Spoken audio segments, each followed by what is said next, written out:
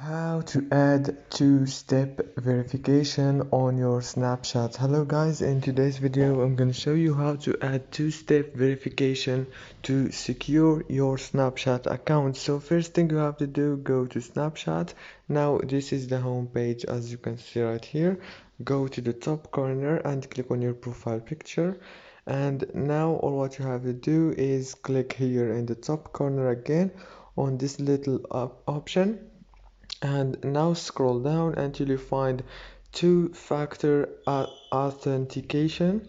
Click on it and click continue, and now right here, as you can see, choose SMS verification or authentication app. It's very easy and fast, and I hope this video was helpful for you. Don't forget to like and subscribe, and thank you so much for watching this video until the end. See you later.